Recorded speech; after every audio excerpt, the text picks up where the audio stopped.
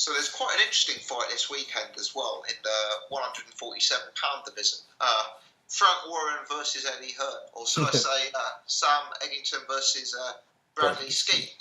Real interesting one, isn't it, Jeff? Yeah, the thing is with Skeete, he hasn't really fought anyone bar Frankie Gavin.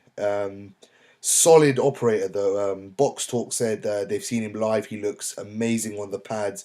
He looks one of the best natural boxers that the UK actually have. He doesn't go out, never goes out of shape, always stays in shape, and he's a really solid boxer. Doesn't have much power, but against Frankie Gavin, some people thought he won. Skeete for me is maybe one of those opponents that fight to the level of opponent, if you know what I mean. They never really excel against the journeymen, the cab drivers, and those sort of people, but they excel against the elite opponents they are supposed to face. Well, for their resume.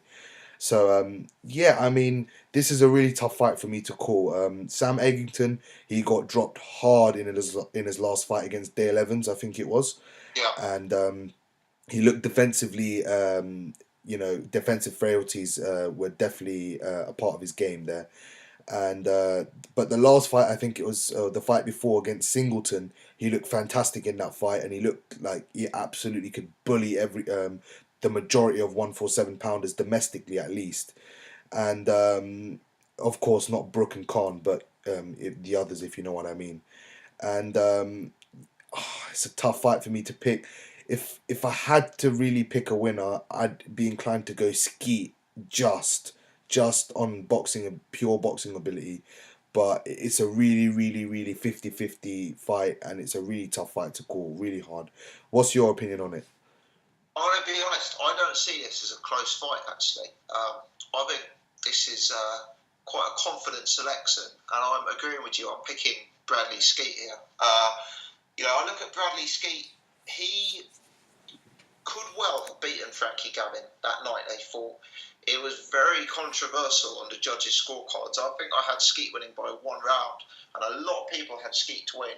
Frankie Gavin, he went on, he headlined a pay-per-view card fighting for the world title soon after. That could have been Bradley Skeete. And I feel for Bradley Skeete. Bradley Skeete hasn't had many big nights in his career. He hasn't had much glamour. He probably hasn't earned the huge money. He should have beaten Frankie Gavin that night. If he'd been a little less tentative, I'm sure he would have beaten him. And then, that slight error, and he sees Frankie Gavin going on for a 6-figure payday, most likely on pay-per-view, for a world title, and it's going to hurt Bradley Skeete. That is, he's come back. He's had some very low-key return fights on tiny bills, and this is a big opportunity for him. This is on Sky Sports. It's a big domestic fight with belts at stake. The winner of this fight goes on to have a relevant fight here. This is a big opportunity for Bradley Skeete. And I think his experience and his boxing class will tell. Sam Eggington, he's all right, but 9 times out of 10, he's fighting someone who's substantially smaller than him. And Bradley Skeete is a massive welterweight. And not only does he have the height and range that Sam Eggington also has, but he knows how to use it. He's a much better pure boxer than Sam Eggington. He's got excellent sort of technical skills. Don't get me wrong. I mean, Bradley Skeete is pretty ABC. He's a tall guy who's cautious, uses the jab, throws straight punches. He's not exactly reinventing the wheel, Skeete, but what he does the basics very well. Whereas Sam Eggington, I see him as a bit eager. I see him as a bit defensively frail. I'm not 100% sold on his punch resistance, even though Skeete isn't the bigger fighter. And I just think Skeete can frustrate him, annoy him, and basically outpoint him over the course of a 12-round fight. I'm picking Bradley Skeete here. Yeah, I'd agree with most of the points you say. To be fair, Skeete, yeah, exactly what you said. To be fair, he uses his skills very well, and I think Eggington might struggle a bit and might get found out here. It's a big fight. I mean, it's in Birmingham. It's going to sell a lot of tickets for because Eggington's headlining. So at least Eddie Hearn is a plus point for him. Also, it's a plus point, I guess, that Eggington's lost and Skeete's lost. So it's not a undefeated fighter where they go all the way to the back of the line. You know, they can rebuild if they have some good, meaningful fights, whoever the loser or the winner is, and they can go on to bigger and better things, whoever the winner is. I mean, European level at welterweight is not the greatest of levels. I mean, if you're fighting at maybe lightweight or something, it's a bit more, it's a bit better.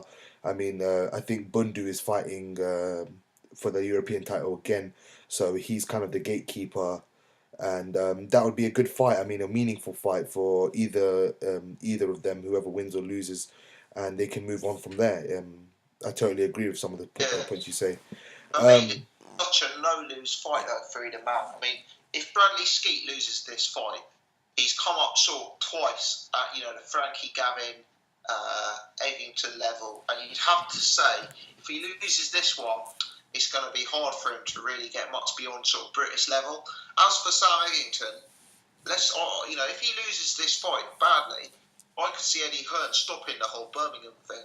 I mean, let's not forget, he went to Birmingham with Matthew Macklin, trying to build a big thing behind Matthew Macklin.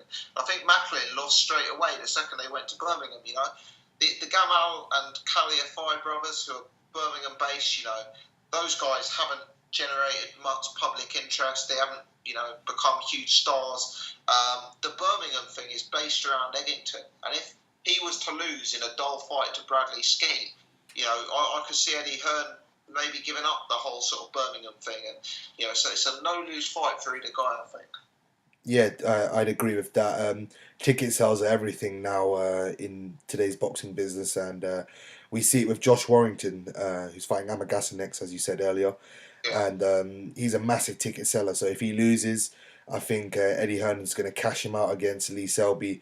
I think he gets absolutely obliterated against Selby, and yeah, ticket sales are everything now in today's business, and it's a shame because we want to see the big fights and they don't happen because of the business, such as Rigo and Frampton, for example. But I guess that's just something we have to accept, if you know what I mean. So yeah, some other domestic fights that have been made or in the works. Um, Matthew Macklin, as you mentioned, against Brian Rose at middleweight, I think it is. Yeah. So Macklin's moving up again, and obviously Brian Rose has recently moved up in a catchweight or two fights, and slated for maybe May, I think it is, or maybe even April. What do you think of the fight, and what do you think the path that the potential winner goes down and the potential loser goes down? For me, Brian Rose should win that fight comfortably. Matthew Macklin really is the definition of a shot fighter to me. He is not looking good whatsoever in his recent fights.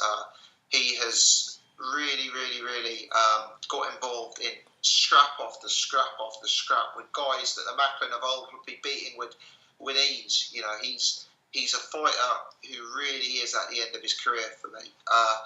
Brian Rose, he's no great fighter either, but Brian Rose at least can move, can jab. He's probably more technically sound. He's probably got better boxing skills at this stage than Macklin.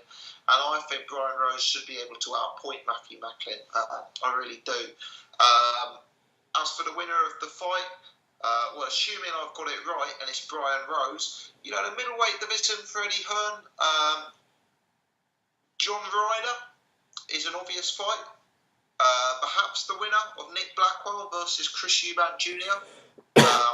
Perhaps even Andy Lee. Andy Lee will be looking for a comeback fight at some stage. Yeah. I mean, to be honest, whoever wins this fight, I don't see them having any success whatsoever at world level at middleweight. They're both well below world level at middleweight for me. So I think Hearn's going to have to go to the domestic route for them. Yeah. Speaking of Andy Lee, he did say a week or two ago, I think I made a video about it.